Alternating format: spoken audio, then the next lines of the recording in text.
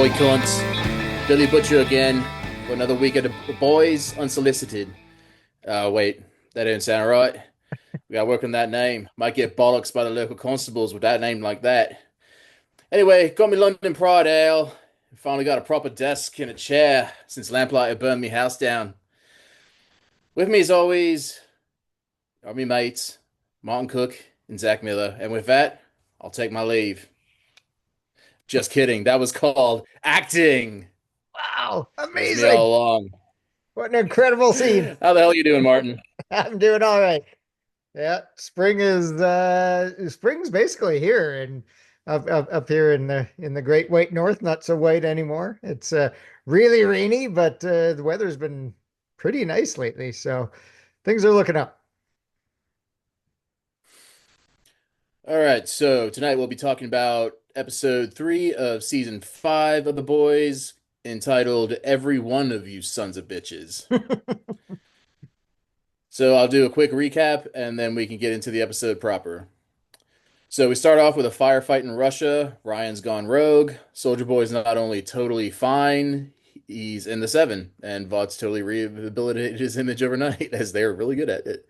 Well, there's only Zoe and six in Ryan. the seven, but yeah, It seems like there's never been a complete seven since yeah, episode that's true. one, but Zoe and Ryan are a bit of an item, but she rescues her dad and they piss off.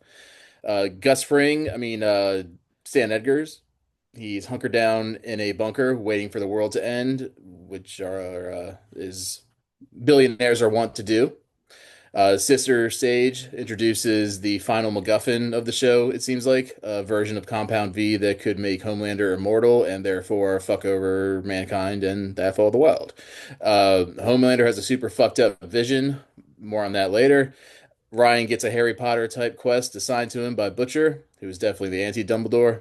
The Deep and co kidnap Edgar with Deep double-crossing Noir and a couple of side characters that I don't know the names of offhand.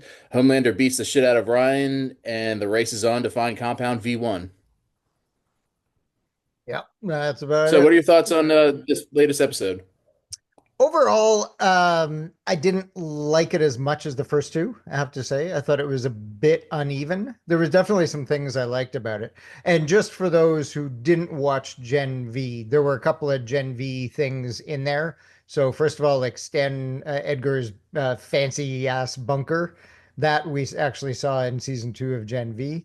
And Hmm. then one of those characters that you said there were the side characters that were with Noir and the Deep. At least one of those came from Gen V, I think, which is the guy who seemed to be able to sniff things out. He was some sort of like dog like powers, and he's an actual bounty hunter. So we had seen him in a Gen V episode. But Hmm. yeah, so those were the crossovers for people who haven't seen Gen V. But back to my overall thoughts. Yeah, as I said, I liked some of the stuff about it, and then other stuff I wasn't as keen on. I really liked basically everything with Homelander in this episode. Hmm. I just think that like his character is just getting more and more interesting, and just they just keep amping him up, everything about him even more. And but there were some other things I didn't like most of the scenes with the boys as much as I Hmm. liked the scenes with Homelander and his crew and the Vought people. Yeah, I'm kind of with you there. So the guy who could sniff things, his character name is Dognot, and he's played by Zach McGowan. And if you're a fan of Black Sails, he played Yes. Captain Charles Vane in that. So I was like, Yeah. I know I've seen this guy somewhere. And Yeah. then he started talking, and he has that same kind of just like monotone, gravelly voice. That it's like, oh yeah, that was Charles Vane, That's and he Charles was Vane. killer in Black Sails. Yeah. But so yeah, I thought pretty much right down the line the same. Homelander shit was awesome. I thought the fighting with the boys and Deep and the other side characters was really cool. Yeah. Love the scene with Mother's Milk and Stan Edgar where they're Yes. smoking stogies and they're Yeah. basically, going over there. It's like a huge um kind of exposition slash philosophy dump for both of them, but it made sense. It didn't drag. I thought that was one of my favorite scenes in the show. Kind of goes under the radar because there was so much shit happening. Yeah, I agree. That scene was great, and as you said, it didn't drag, but it was a perfect example of sort of allies of convenience. Like in that moment, Mm. they were cordial with each other and could even enjoy each other's company and smoke a stogie. But it was also clear that that was limited, and they would be enemies pretty soon thereafter. And so, yeah, that was a great scene. I think So, so. Yeah, so like Homelander. So yeah, so let's highlight the best parts. The thing that I love about what they're doing with Homelander is it's really good now actually having Soldier Boy around. And it's interesting that he outed his Soldier Boy as his father on live TV, which was kind of fun. But Homelander's like crippling insecurities are even more pronounced with Soldier Boy around, I find. Not only because he's his father and there's all these daddy issues, but also anytime in the past when he's had these insecurities and they've been bothering him, he just like basically destroys whatever the source of the problem is. But he can't do that with mhm. Soldier Boy. And Soldier Boy is even more source of the problem because he's also, he's got the daddy issues, but he's also obviously a little in awe of him and everything else. But he can't just destroy Soldier Boy. He can't get rid of that problem. So his insecurities just come to the fore even more. And I just love how they're doing that with Homelander and having Soldier Boy around, who I never loved quite as much as a character as you did. I know Oh, okay. he was one of your favorites. I liked him, but he just Yeah. wasn't one of my favorites. But now I really appreciate having him in the show and what he does for the story and what he's doing specifically for Homelander. Yeah, one of the interesting things about Soldier Boy, I mentioned last week that I'm rewatching the series as I'm still watching, so I'm catching up and kind of getting everybody's backstories refreshed in my brain so I can help make this a better podcast.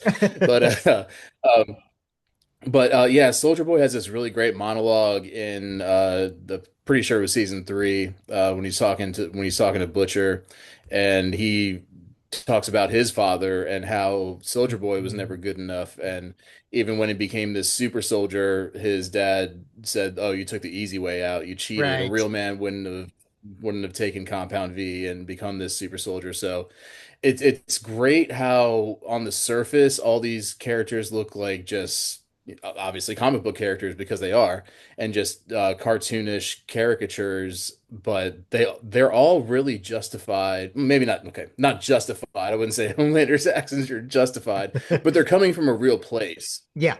Yeah.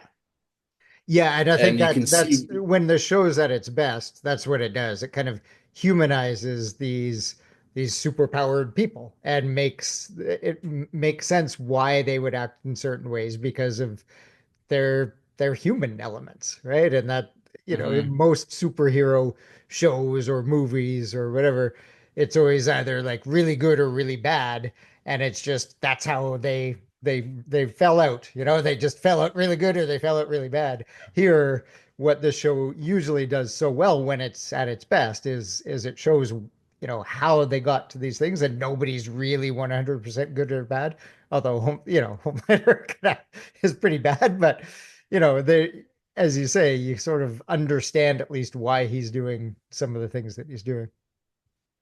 Yeah, because for those who don't remember, Homelander was born into captivity with no parental figures, no friends, just tortured, literally tortured, just burned and prodded and probed and studied by scientists, where he was just locked in one room until he was like 9 or 10 or something like that, before they started to like market him and reveal him to the world.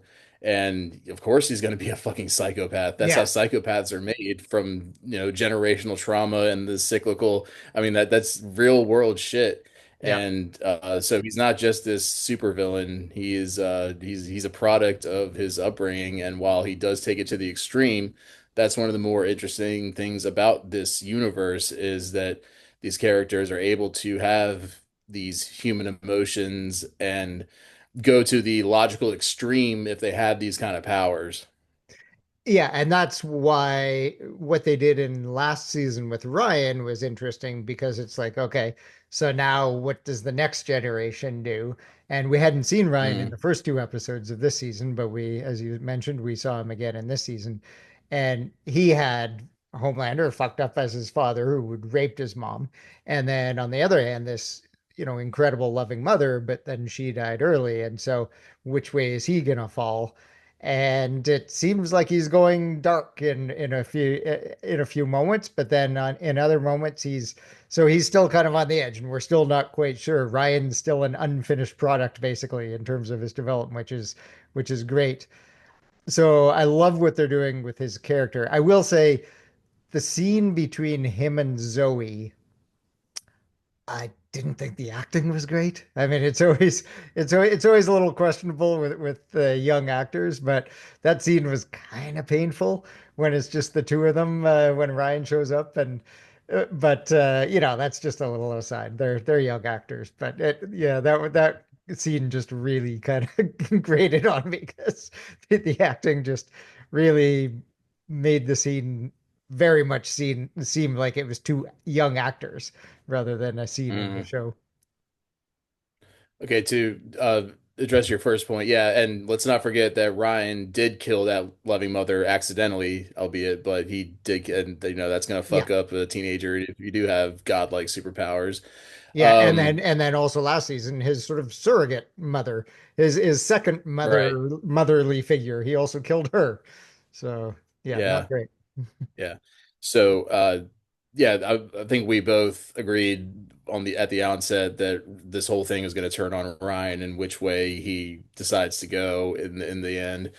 But to that scene with him and Zoe, uh, I thought it was actually well done because it just seemed like two awkward teens being awkward teens. Okay, So yeah, if you pull back and just look at the acting, yeah, it wasn't great, but again, two totally traumatized teens and going through adolescence and puberty on top of all that, it's understandable that they would be kind of standoffish. Like you could tell they like each other a little bit, but I think they just came off as awkward teens, honestly. I didn't think it really okay, okay. threw me. I do like the relationship between the two of them. I do like that, obviously they had this kind of friendship, and now, as you say, as they're getting a little older and hormones are getting involved, and it is clear that they kind of like each other. So I like that aspect of it. I just didn't think the scene itself was particularly well done, but I can see what you're saying, that maybe it was just awkward teens. The other relationship uh, that they focused on again in this episode was the Frenchie and Kimiko one. And Mhm. I don't know what the fuck they're doing. There's been way too much jerking us around on this relationship because now it seems like they're gonna break up. Like it just out of nowhere, they're talking about kids, and Kimiko wants them, and Frenchie doesn't. Kimiko wants to settle down and have a place to call home. Frenchie wants to travel. And sure, obviously they haven't been able to communicate fully before this point because Kimiko couldn't talk.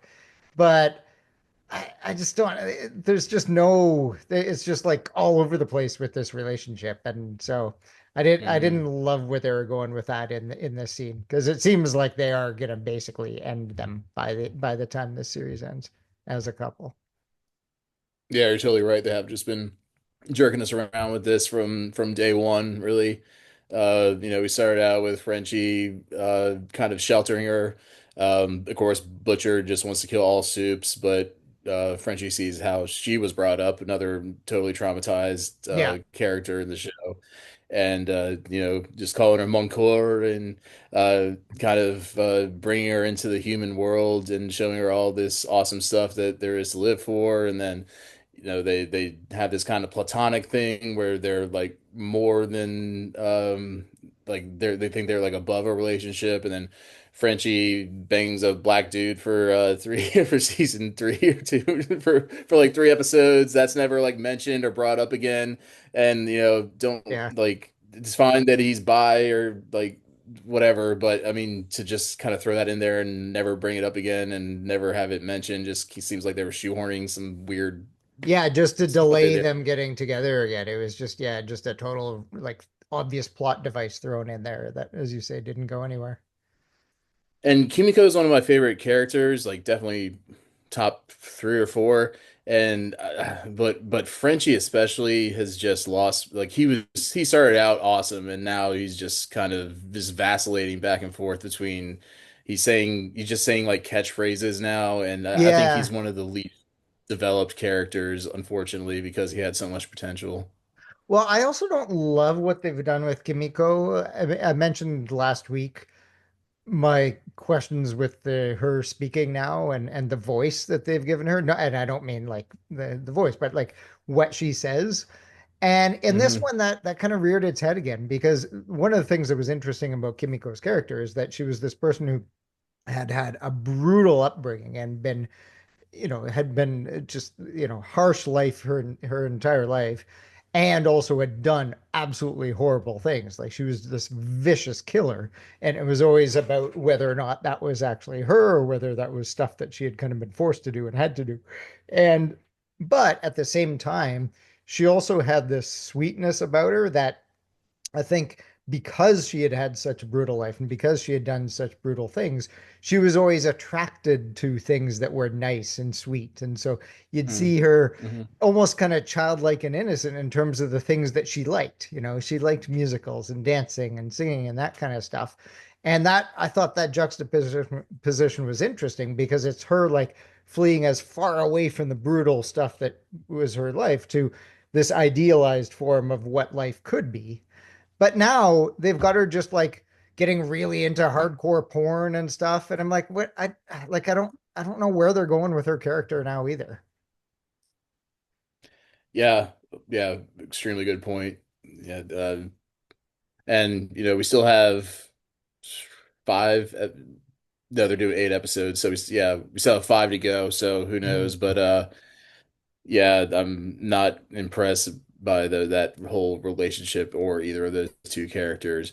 But you want to get into some fun stuff with Homelander? Yeah, yeah, yeah, sure.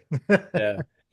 So he has this vision of Stillwell, who he lasered through her eyes, and we had this weird Oedipal mother-son thing where he's just drinking her breast milk straight from the breast. And if you've seen the show, if you're watching us, don't need to recap all of that.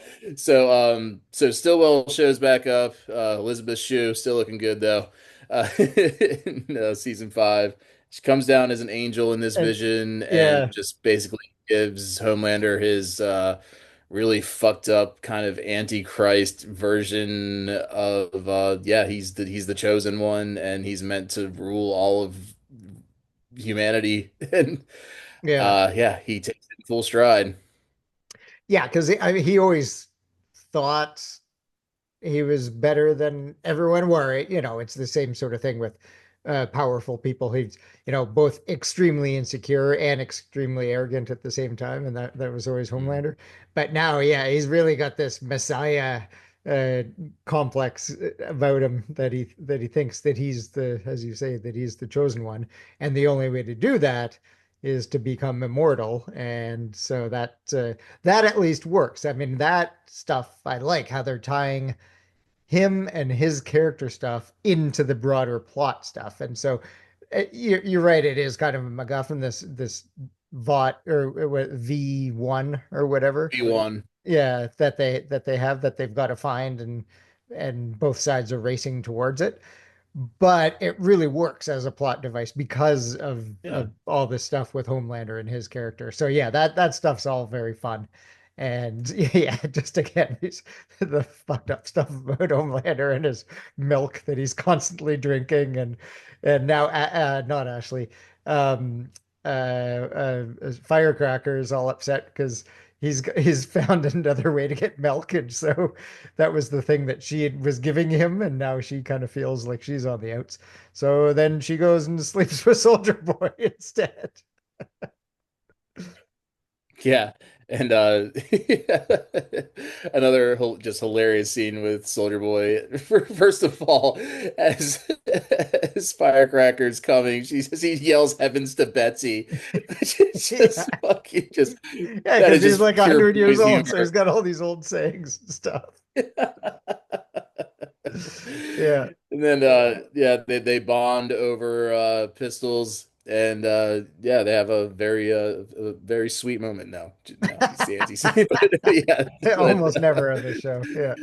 Soldier Boy just fucks Firecracker to get at Homelander because she thought that Firecracker and Homelander were together, but she's like no, and that just takes all the oomph out of it for Yeah, him. He's like, oh yeah, shit. yeah.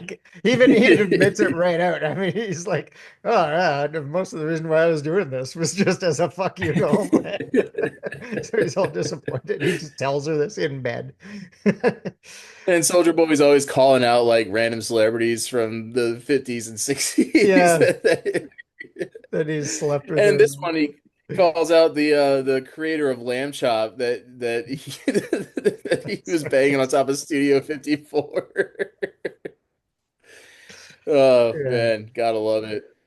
Uh, Yeah, so we do find out that Soldier Boy and his the first gen well, not even the first gen, just he and a couple other like very rare experiments with V1 wound up just being completely immortal. Like Soldier mm, Boy is not never gonna age. He's like basically a he has vampire energy. yeah, and Stormfront So was one of these as well, who which is why she never aged. yeah. So but as soon as Homelander has that really fucked up vision, he gets brought down again by Soldier Boy because we see Homelander again in this bath of NICU milk from St. John's Hospital for Children.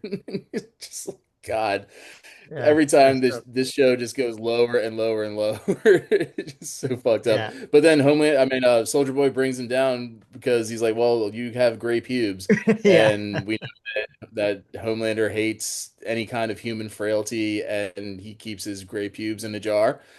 And he's like, just try some Just for Men. And he brings him down to that insecure level again. And yep, every time he goes down there, he rages. But again, as you said, he Soldier Boy is the one thing that Homelander can't overcome. yeah. And then on the other side, we've got Butcher, of course. And I don't know if it's intentional or if the writing's gotten a little lazy, but Butcher's really lost the plot. Like he was never, he was never super strategic as a character, Mhm. but he always had plans, right? And now it seems like he's not even really bothered. But now it kind of everything's blown up on him. But he's not really bothering even to go with plans. He's just like, "Hey Ryan, why don't you kill your dad?" Like that's basically his plan. Like he just, I don't know. He's just really not putting much effort into his plans. And again, I don't know if that's intentional that his character is just kind of like he's kind of lost the plot, or if it's just lazy writing. I don't know which do you think? It might be a little bit of both because he is just so desperate, and that tumor in his brain is the ticking clock, and Although I his thought him giving into his like V monster meant that he was fine now. That overcame his tumor. Is that not oh true? That's sort of the impression I got when he's like, "I'm fit as a fiddle now" or something. Um, oh, I thought he was just lying like he always does, but oh, okay. No, I sort of assumed that kind of that the V that he when he finally gave into it at the end of last season, that basically, you know, took over and made him super. oh, okay, interesting.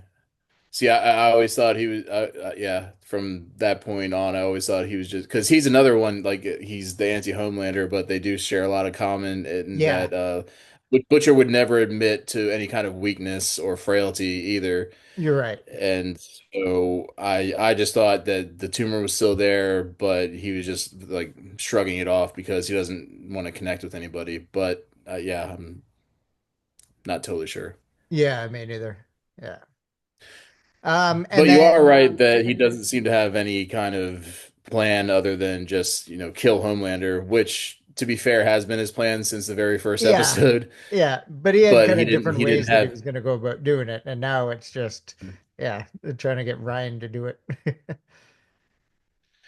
But we haven't really talked about the rest of the boys, and part of That's that right. is because you said that you found it pretty stale or not really that interesting. What expand on that? Yeah, so well, I mean, part of that was the Frenchie Kimiko stuff, which we did already Hmm. talk about, and then the other part of that would be the Huey Annie stuff, and Annie at the end of this episode, uh, just kind of takes off because she's like, "I'm better doing this on my own," but I thought that also was kind of underdeveloped. Like it just, Mm, throughout the episode, she wasn't happy with what Huey was doing when Huey was trying to be nice, but also in the middle of the episode, she's like, "Oh, I love being with somebody who actually wants to change the world for better, not just stop it from getting worse," or whatever that line was. mm. And then by the end of the episode, she's like, "Oh, no, I'm fed up. I'm taking off." And I just thought that that was kind of underdeveloped, and I wasn't quite sure how they arrived at that in their relationship. And so that also I wasn't big on those most of those scenes between Annie and Huey. Yeah, the Annie Huey relationship is also kind of just we have like there. It seems like they're at a standstill where they just really don't know where to take it writing wise. Yeah. So they're just kind of stalling into the last couple episodes to take it to whatever conclusion they already had planned. What I did love about that whole sequence in the bunker, though, was the interaction between Huey and Translucent's son. Yeah, I did I liked that. Yeah, I agree. That stuff was really good. And especially because he was just this, and this is what the boys does so well. He was just this like he was just this snotty kid, right? Like he wasn't he was constantly using the Vought version of Axe body spray and stuff, Exactly, and just kind of exactly. and just he was just this stupid teenager. And so I love that they just create these great characters that jump off the screen at you. But so yeah, I did like all that interaction, and Huey obviously feeling the guilt because Translucent was the very first guy he killed back in, was it episode 2 of season 1? So Mhm. all Yeah. that stuff was pretty cool. Yeah, and the fact that that Translucent Sun wasn't like I don't know if he could or he just wouldn't switch back between invisible and visible because Translucent could do that. Yeah, So it's funny how he's just wearing like his glasses and his hat the entire time. And yeah, they set him up to have this plan to take out Deep and Dognot and the others, but that just immediately fails. And yeah. When they tell him that so actually it was the boys who killed his father and not Homelander, which is what he'd been led to believe. right. Yeah, and again, it's just all this interplay between all these complex characters who've lived through all this shit, and uh, yeah, that was between that interaction and the stuff between Mother's Milk and Stan Edgar were the two standout like sequences, Yeah, at least in that regard. yeah, exactly. But Aside yeah, from the Homelander Soldier Boy stuff. Yeah, but then yeah, of course, Homelander tries once again to connect with Ryan and Ryan rejects him. Homelander beats the ever-loving shit out of him. We don't know if he kills Ryan until Butcher shows up at the tail end and finds Ryan like just barely moving. yeah, And that's the cliffhanger we leave on. Oh, except for of course Deep delivering Stan Edgar to Homelander and ooh, yeah, Homelander yeah, kind of pets him, and it's very, very creepy in the best way. yeah. And presumably because Stan Edgar's never showing all his cards, presumably even though he told the boys that he had no idea where they would be able to find V1, he probably has some info on that, and so obviously that's what Homelander is going to try to get out of him. Yep. Though the one thing I will So, say is so yeah, there was some great and some not great interpersonal stuff in this episode. I was a little disappointed though that they entirely dropped any of the larger stuff that was going on. Like it's like they've lost the ability to Mm. tell two stories at the same time. Like this, it was like this episode, we're just focusing on the characters as opposed to telling the story of the characters in the broader context of all this other stuff that they've built up, with the internment camps and all the broader political stuff with Sister Sage and this, kind of quasi-fascist regime that they've set up.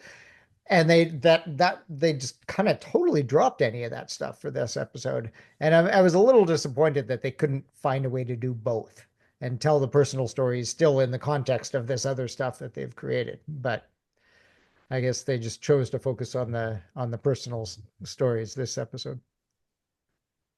Yeah. Yeah, again, really good point. Yeah, we have like, almost no mention of like all the starlighters and they're being put in camps and yeah, Yeah. totally. So unless you have anything else, I think that pretty much wraps it up. Yep. So as you said, 5 episodes left of the whole show. So we'll see. Yep, so we don't know what's gonna happen for the rest of the season, but it's gonna be fucking diabolical. I'm Billy Butcher for Zach Miller and Martin Cook. Make sure to like and subscribe, you cunts, and see you lot next week. Bye, everyone.